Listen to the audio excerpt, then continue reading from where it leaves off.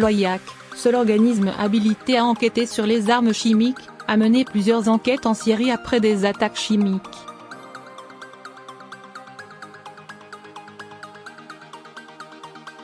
Mais il est très difficile d'accéder au terrain pour y recueillir des témoignages et des échantillons.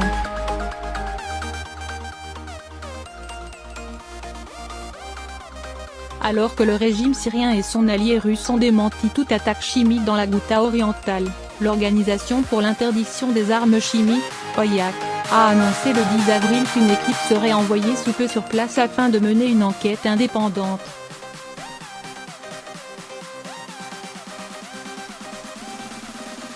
Cette institution internationale, seule habilitée à mener des enquêtes sur l'usage d'armes chimiques, a pour mandat de se rendre au plus tôt sur les lieux d'une attaque présumée afin d'attester des dégâts qu'elle a pu occasionner et d'identifier les agents toxiques utilisés.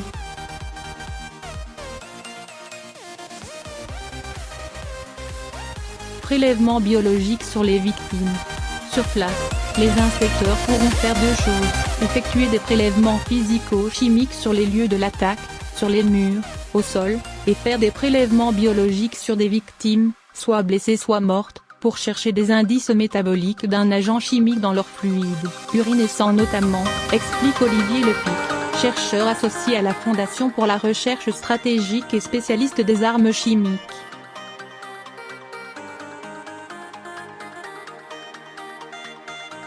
Sur le terrain, les équipes de l'OIAC peuvent conduire des entretiens avec les équipes médicales ayant traité les victimes, avec les victimes elles-mêmes, ou tout autre témoin de l'incident.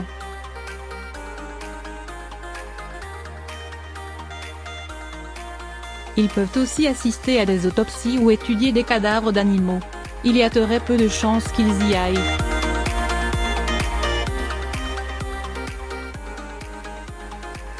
Mais encore faut-il avoir accès au terrain.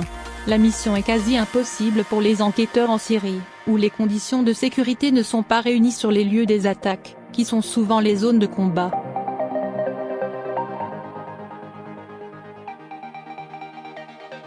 Il y a très peu de chances qu'ils y aillent. Il faudrait déjà que les Russes et les Syriens s'engagent à protéger les équipes, commente Olivier Lepic.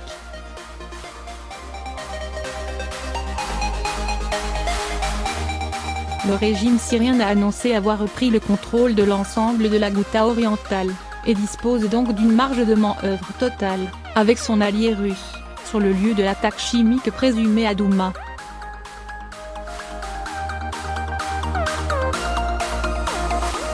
Échantillons d'urine. D'autres acteurs ont parallèlement déjà conduit des enquêtes en Syrie pour attester de l'utilisation d'armes chimiques.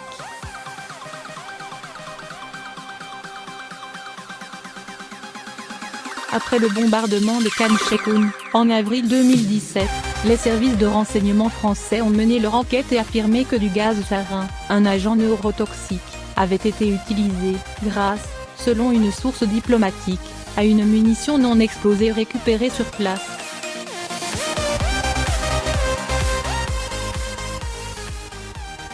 Elle avait permis à Paris d'affirmer que le régime syrien était à l'origine du bombardement.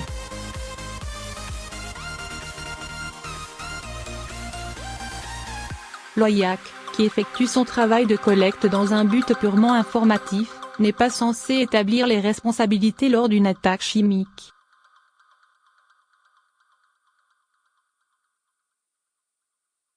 Cette mission revenait jusqu'à la fin 2017 aux Joint Investigative Mechanism, JIM, réunissant l'OIAC et l'ONU, mais dont le mandat n'a pas été renouvelé en raison de plusieurs vétos russes aux Nations Unies.